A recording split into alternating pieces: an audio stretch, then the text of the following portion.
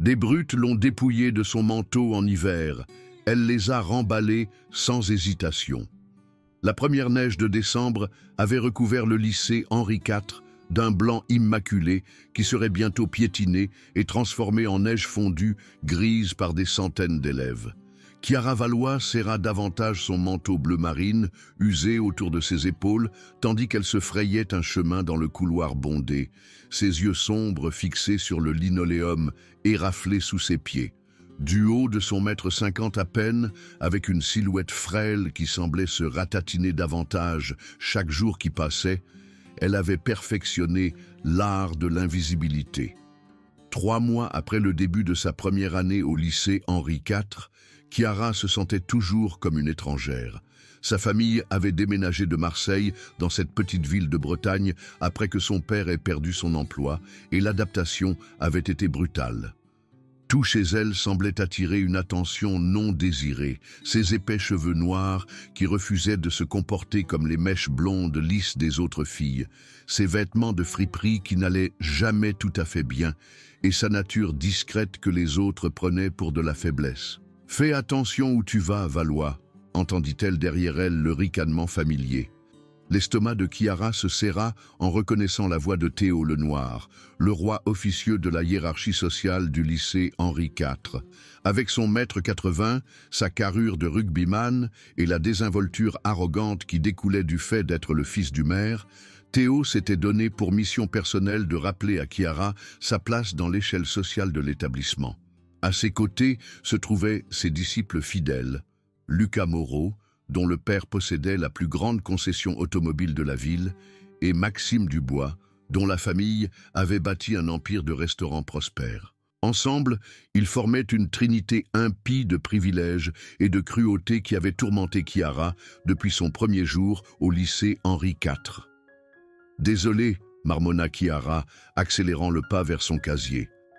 La brûlure familière de l'humiliation remonta dans son cou lorsqu'elle entendit leur rire résonner derrière elle. « Désolé ne suffit pas, la Marseillaise », lança Théo, utilisant le surnom qu'il avait inventé pour elle. « Tu devrais peut-être faire attention où tu vas, au lieu de te traîner comme un chiot perdu. » Les doigts de Chiara tremblaient tandis qu'elle manipulait la combinaison de son casier, désespérée de s'échapper dans la sécurité de ses cours du matin. Ce que Théo et ses amis ignoraient, ce que personne au lycée Henri IV ne savait, c'était que Chiara avait passé les 8 dernières années à s'entraîner au jiu-jitsu brésilien avec son oncle Miguel, un ancien combattant de MMA qui avait ouvert une petite salle de sport à Marseille. La discipline et le respect ancrés dans les arts martiaux lui avaient appris que la confrontation physique devait toujours être le dernier recours, utilisé uniquement lorsque cela était absolument nécessaire pour se protéger. Mais plus que cela, Chiara était terrifiée par ce qui pourrait arriver si elle révélait ses capacités. Son oncle avait toujours souligné qu'avec un grand pouvoir venaient de grandes responsabilités, et elle craignait que le fait de se défendre n'aggrave des situations au-delà de son contrôle. L'idée de blesser gravement quelqu'un, même quelqu'un comme Théo, lui retournait l'estomac. La matinée passa dans son flou habituel de cours, où Chiara s'asseyait tranquillement au fond, de professeurs qui reconnaissaient à peine son existence et de rencontres dans les couloirs qui la laissaient se sentir plus petite et plus isolée. Pendant le déjeuner, elle trouva refuge à la bibliothèque où Madame Leduc, la bibliothécaire âgée, était devenue son ange gardien officieux. « Comment te sens-tu, ma chérie ?» demanda Madame Leduc, ses yeux bienveillants reflétant une sincère inquiétude, tandis que Chiara s'asseyait à sa table habituelle dans le coin arrière. « Ça va », répondit Chiara automatiquement, bien qu'elle sache toutes les deux que c'était loin d'être la vérité. Madame Leduc avait été témoin de suffisamment de harcèlement quotidien pour comprendre la réalité de la situation de Chiara, mais comme la plupart des adultes du lycée Henri IV, elle semblait impuissante à l'arrêter. L'après-midi apporta le cours de chimie, où le partenaire de Chiara était David Martin, l'un des rares élèves qui la traitait avec une décence humaine élémentaire. David était timide lui-même, plus intéressé par ses manuels scolaires que par les hiérarchies sociales, mais il avait un sourire doux qui faisait battre le cœur de Chiara d'une manière qu'elle ne comprenait pas encore tout à fait. As-tu terminé le compte-rendu de laboratoire ?» demanda David à voix basse, tandis qu'il préparait leur expérience. Ses cheveux noirs tombèrent sur son front, tandis qu'il se penchait sur leur feuille de travail partagée, et Chiara se surprit à étudier la façon dont ses doigts bougeaient lorsqu'il écrivait. « Oui, je suis resté éveillé tard pour y travailler », répondit Chiara, reconnaissante de la distraction par rapport à ses rencontres matinales avec la bande à Théo. Pendant 45 minutes, elle pouvait faire semblant d'être une élève comme les autres, et non la cible désignée de l'école. Mais l'illusion se brisa dès que la cloche sonna. En marchant vers son casier, Chiara remarqua que David avait laissé tomber sa calculatrice dans le couloir. Sans réfléchir, elle se pencha pour la ramasser, l'appelant par son nom pour attirer son attention. Cet acte de gentillesse anodin allait s'avérer être une erreur cruciale. « Eh bien, la voix de Théo résonna dans le couloir. On dirait que la Marseillaise s'est trouvée un petit copain. Le sang de Chiara se glaça, tandis qu'elle regardait le visage de David devenir rouge d'embarras. Le couloir sembla se calmer, tandis que les autres élèves sentaient la confrontation se profiler, leur téléphone émergeant déjà pour capturer le drame qui allait se dérouler. « Laisse-le tranquille », dit Chiara à voix basse, sa voix à peine audible au-dessus du bruit ambiant des pieds qui traînent et des casiers qui se ferment. Le rire de Théo était strident et moqueur. « Oh, elle parle. Vous avez entendu ça, les gars? La Marseillaise défend son petit copain. » Lucas et Maxime se déplacèrent pour le flanquer, piégeant efficacement Chiara et David contre la rangée de casiers. Le cercle de spectateurs s'élargit, leur excitation palpable tandis qu'ils anticipaient le spectacle. « Nous ne sortons pas ensemble », balbutia David, le visage maintenant complètement rouge. « Nous sommes juste partenaires de laboratoire. »« Bien sûr que oui », ricana Maxime. « Tout comme elle est juste une élève normale, au lieu d'un cas social qui ne peut probablement même pas se payer le déjeuner. » Les mots frappèrent Chiara comme des coups physiques, chacun étant conçu pour lui enlever une autre couche de sa dignité. Elle pouvait sentir le poids de dizaines de pères d'yeux qui la regardaient, attendant de voir comment elle allait réagir à cette humiliation publique. « S'il vous plaît, laissez-nous tranquilles », murmura Chiara, détestant à quel point sa voix sonnait petite et pathétique dans le couloir bondé. Théo s'approcha, sa présence la dominant comme un nuage sombre. « Qu'est-ce qui ne va pas, la Marseillaise? Tu as perdu ta langue, ou es-tu trop pauvre pour te payer des mots aussi ?» Les rires qui suivirent furent comme un chœur d'hyène, chaque gloussement étant un autre clou dans le cercueil de la position sociale déjà fragile de Chiara. Elle voulait disparaître, se fondre dans le sol et ne plus jamais avoir à affronter ces gens. Mais la situation allait empirer. Les semaines suivantes apportèrent une escalade constante de harcèlement qui semblait devenir plus audacieuse chaque jour qui passait. Théo et ses amis avaient apparemment décidé que cibler à la fois Chiara et David était 2 fois plus divertissant que de se concentrer sur une seule victime. Ils faisaient tomber les livres des mains de David dans le couloir, en s'assurant que Chiara le voie se produire.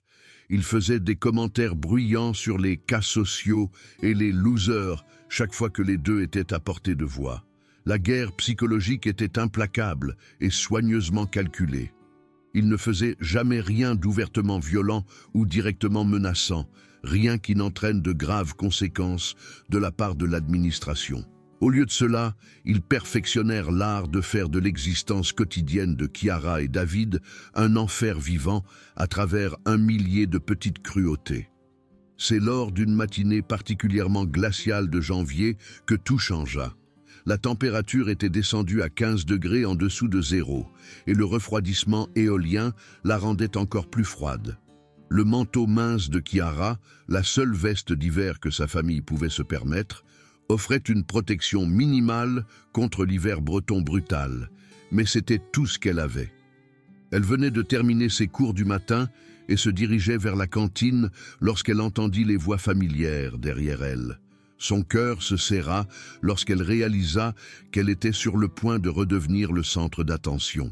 « Hé, La Marseillaise, lança Théo, sa voix portant ce ton particulier qui précédait toujours les ennuis. Joli manteau, tu l'as trouvé dans une poubelle? Chiara continua à marcher, espérant contre tout espoir qu'en les ignorant, il perdrait tout intérêt. Mais Théo et ses amis avaient apparemment décidé qu'aujourd'hui était le jour d'élever leur campagne de harcèlement à de nouveaux niveaux. « Je te parle », dit Théo, sa voix devenant plus forte. « Tu ne sais pas qu'il est impoli d'ignorer les gens ?» Lucas et Maxime se déplacèrent pour bloquer son chemin, forçant Chiara à s'arrêter au milieu du couloir. Le cercle familier de spectateurs commença à se former, leur téléphone enregistrant déjà alors qu'ils sentaient que quelque chose d'important allait se produire. « Regardez cette pathétique excuse de manteau », dit Lucas à voix haute, en s'assurant que sa voix porte jusqu'à la foule grandissante. « Je parie qu'il ne la garde même pas au chaud. »« Tu as raison, » dit Théo, ses yeux brillants d'une intention malveillante. « Peut-être devrions-nous l'aider. Je veux dire, si le manteau ne fonctionne pas de toute façon... » Avant que Chiara ne puisse réagir, Théo attrapa le col de son manteau et le tira vers l'arrière. Le tissu usé, déjà sollicité par des mois d'utilisation, se déchira avec un bruit écœurant. Mais Théo n'avait pas fini.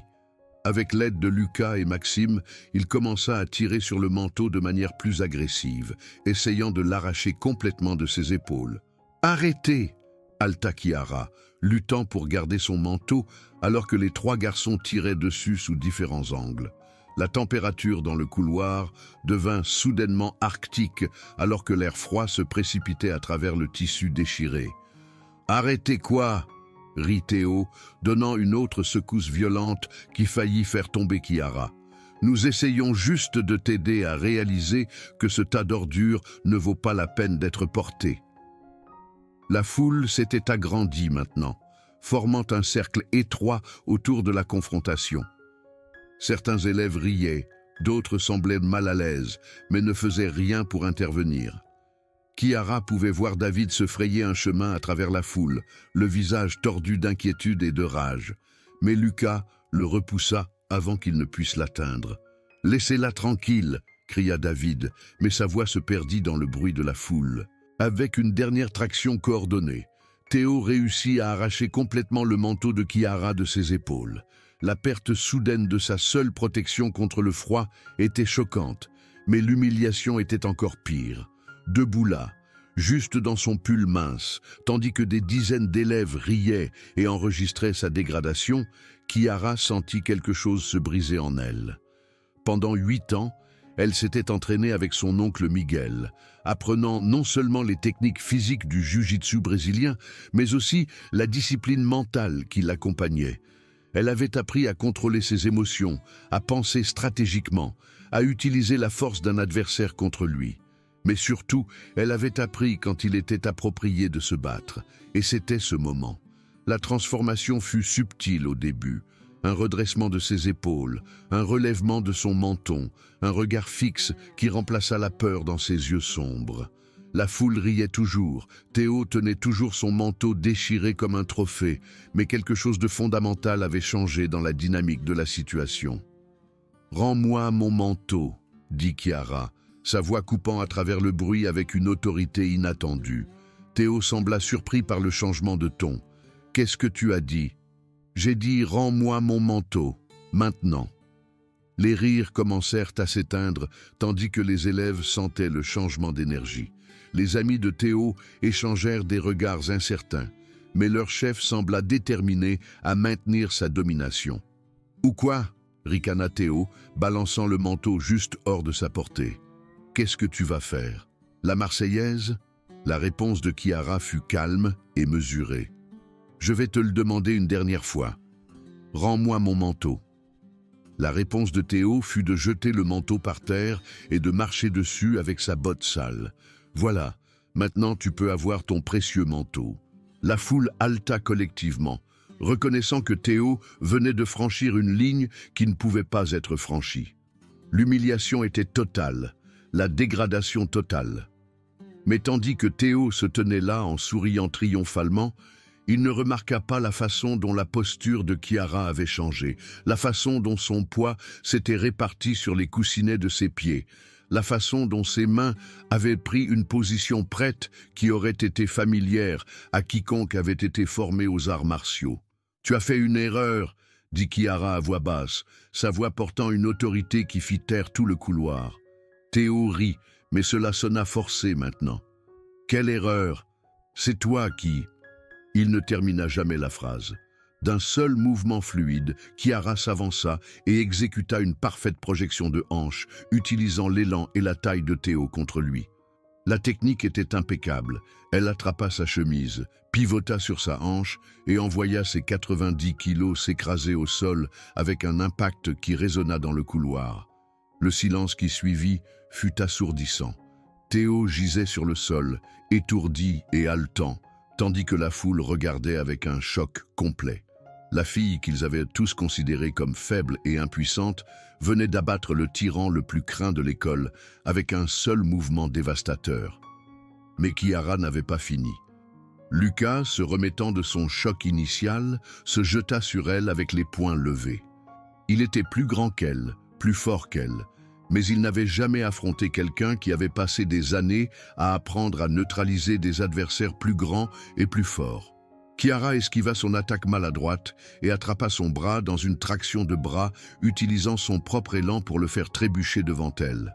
Alors qu'il essayait de retrouver son équilibre, elle balaya ses jambes sous lui, l'envoyant s'écraser au sol à côté de son chef. Maxime, voyant ses deux amis au sol, hésita un instant avant de décider de se précipiter sur elle. C'était la mauvaise décision. Chiara l'attrapa dans une cravate de colle, contrôla sa tête et utilisa un simple croche-pied pour le mettre au sol avec ses amis. En moins de 30 secondes, les trois brutes étaient au sol, gémissant et essayant de comprendre ce qui venait de se passer. La foule se tenait dans un silence stupéfait, leur téléphone enregistrant toujours, mais leur rire complètement disparu. Chiara se tenait au-dessus d'eux, ne respirant pas fort, n'ayant pas l'air en colère ou triomphante. Elle ressemblait simplement à quelqu'un qui avait finalement décidé d'arrêter d'accepter un traitement inacceptable. « Voici comment ça va se passer », dit-elle, sa voix portant dans tous les coins du couloir silencieux. « Vous allez me laisser tranquille. Vous allez laisser David tranquille. Vous allez laisser tranquille tous ceux qui ne peuvent pas se défendre. Parce que si vous ne le faites pas, je serai là pour vous rappeler ce qui arrive quand vous vous en prenez à des gens plus petits que vous. » Théo lutta pour s'asseoir, le visage rouge d'embarras et de douleur. « Tu ne peux pas juste… »« Ne peux pas juste quoi ?» interrompit Chiara. « Ne peux pas juste me défendre? Ne peux pas juste m'opposer aux brutes? Ne peux pas juste refuser d'être votre victime plus longtemps ?» Elle ramassa son manteau déchiré par terre et enleva la poussière. « Je m'entraîne au jiu-jitsu brésilien depuis 8 ans.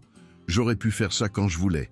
Mais j'espérais que vous finiriez par grandir et arrêter d'agir comme des enfants. J'avais tort. » La foule commença à murmurer maintenant, traitant ce dont elle venait d'être témoin. La fille tranquille qui avait enduré des mois de harcèlement venait de se révéler plus que capable de se défendre. La dynamique du pouvoir au lycée Henri IV avait changé en l'espace de 30 secondes. David se fraya un chemin à travers la foule et s'approcha prudemment de Chiara. « Est-ce que ça va ?» demanda-t-il, sa voix remplie d'inquiétude et de quelque chose qui aurait pu être de l'admiration. « Ça va », répondit Chiara, bien que ses mains tremblaient légèrement à cause de l'adrénaline. « Et toi ?» Avant que David ne puisse répondre, Théo lutta pour se remettre sur pied, le visage tordu de rage et d'humiliation. « Ce n'est pas fini », grogna-t-il. « Tu penses que tu es forte maintenant, mais… »« C'est fini », dit Chiara fermement, se tournant pour lui faire face. « Et si tu penses que ce n'est pas le cas, tu es le bienvenu pour réessayer. Mais la prochaine fois, je ne serai pas aussi douce. » La menace planait dans l'air comme une promesse, et Théo sembla finalement comprendre que la fille qu'il avait tourmentée était capable de bien plus qu'il ne l'avait imaginé. Lucas et Maxime l'aidèrent à se remettre sur pied, et tous les trois s'éclipsèrent sans dire un mot de plus, leur humiliation étant complète. Alors que la foule commençait à se disperser, bourdonnant d'excitation à propos de ce dont elle venait d'être témoin, Kiara se retrouva entourée d'élèves qui ne lui avaient jamais parlé auparavant. Certains voulaient la féliciter, d'autres voulaient s'excuser de ne pas être intervenus pendant les mois de harcèlement, et quelques-uns voulaient juste être associés à la nouvelle légende qui venait de naître. Mais Kiara était concentrée sur David, qui se tenait à côté d'elle avec un regard d'étonnement et de respect dans les yeux. « Je n'en avais aucune idée, dit-il à voix basse. Pourquoi tu n'as jamais... Parce que j'espérais que cela n'en arriverait pas là, répondit Kiara honnêtement. La violence devrait toujours être le dernier recours. Mais parfois, quand les gens ne veulent pas écouter la raison, il faut parler une langue qu'ils comprennent. Au cours des jours suivants, l'histoire de la confrontation de Kiara avec Théo et ses amis se répandit dans tout le lycée Henri IV comme une traînée de poudre. Les images vidéo, capturées par des dizaines de téléphones, montraient toute la rencontre dans les moindres détails. Mais ce qui impressionna le plus les gens, ce n'étaient pas les techniques physiques qu'elle avait utilisées. C'était la retenue dont elle avait fait preuve. À n'importe quel moment de la confrontation, Kiara aurait pu blesser gravement ses agresseurs. Elle avait les compétences et l'entraînement pour faire de vrais dégâts, mais elle avait choisi à la place de simplement neutraliser la menace et d'envoyer un message. Elle avait gagné le combat sans devenir l'agresseur, se défendant sans devenir la brute. Le changement dans la dynamique de l'école fut immédiat et profond. Les élèves qui avaient auparavant ignoré ou évité Kiara la saluaient maintenant dans les couloirs avec un respect sincère. Les professeurs qui avaient été inconscients du harcèlement semblèrent soudainement plus conscients de la dynamique sociale dans leur classe. Et surtout, la culture d'acceptation passive qui avait permis au harcèlement de s'épanouir commença à changer. Théo, Lucas et Maxime retournèrent à l'école après quelques jours, mais ils étaient différents. La désinvolture arrogante avait disparu, remplacée par une prudence qui venait d'avoir leur sentiment d'invincibilité brisé. Ils traînaient toujours ensemble, mais leur règne de terreur était terminé. Le corps étudiant les avait vus rabaissés par quelqu'un qu'ils avaient considéré comme faible, et le mystère de leur pouvoir avait été brisé. Mais peut-être que le changement le plus important se produisit en Kiara elle-même. La fille qui avait passé des mois à essayer de se rendre invisible traversait maintenant les couloirs avec une confiance tranquille. Elle ne se pavanait pas et ne se vantait pas de sa victoire, ce n'était pas son style. Au lieu de cela, elle se comportait avec la dignité tranquille de quelqu'un qui avait affronté ses peurs et en était ressorti plus fort. Sa relation avec David avait également évolué. L'expérience partagée d'être ciblée par des brutes les avait rapprochés, et leur respect mutuel s'était épanoui en quelque chose de plus profond. Ils étudiaient ensemble à la bibliothèque, déjeunaient ensemble à la cantine, et trouvaient du réconfort dans la compagnie de l'autre pendant le processus difficile de guérison après des mois d'abus psychologiques. Un mois après la confrontation, Kiara traversait le couloir lorsqu'elle rencontra une scène qui aurait été familière quelques semaines plus tôt. Un groupe d'élèves de terminale entourait un élève de seconde, faisant des blagues sur son apparence et menaçant de lui prendre son argent de poche.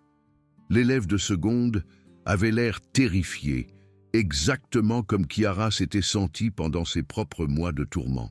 Sans hésitation, Kiara s'avança. « Y a-t-il un problème ici ?» demanda-t-elle, sa voix portant l'autorité tranquille qui était devenue sa marque de fabrique. Les élèves de terminale la reconnurent immédiatement. Tout le monde au lycée Henri IV savait qui elle était maintenant, et plus important encore, il savait de quoi elle était capable. « Pas de problème, » dit rapidement l'un d'eux. « Nous étions juste en train de parler. »« Bien, » répondit Kiara, « parce que je détesterais penser que quelqu'un dans cette école est victime de harcèlement. Ce serait inacceptable. » Les élèves de terminale s'évanouirent sans dire un mot de plus, laissant l'élève de seconde seul avec son sauveur. « Merci, » murmura-t-il, sa voix tremblant de soulagement.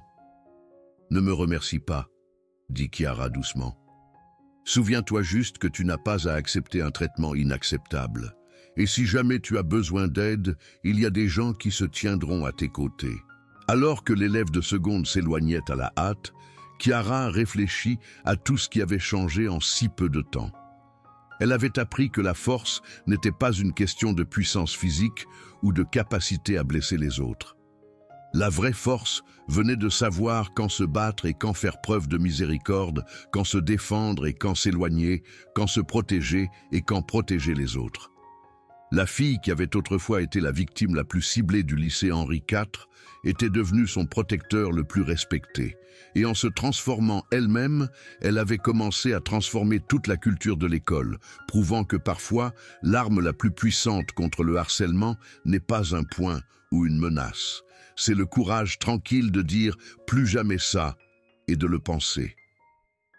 Debout dans le couloir où elle avait autrefois été humiliée, Kiara sourit en regardant les élèves se traiter avec un respect retrouvé. L'incident du manteau d'hiver avait enlevé plus que sa veste. Il avait enlevé l'illusion qu'elle était impuissante. Et en trouvant sa propre force, elle avait donné aux autres la permission de trouver la leur aussi. La transformation était complète, mais le vrai travail ne faisait que commencer. Parce que le vrai changement ne se produit pas en un seul moment de confrontation. Il se produit dans les milliers de petits choix qui suivent, dans la décision de défendre les autres, de traiter les gens avec dignité et de se souvenir que tout le monde mérite de se sentir en sécurité et respecté. Alors qu'elle se dirigeait vers son prochain cours, Kiara portait avec elle la connaissance qu'elle n'avait pas seulement gagné un combat, elle avait gagné quelque chose de bien plus précieux. Elle avait regagné sa dignité, sa confiance et sa foi dans la possibilité que les gens puissent changer. Et ce faisant, elle avait prouvé que parfois, les personnes les plus silencieuses ont les voix les plus fortes lorsqu'elles décident enfin de parler.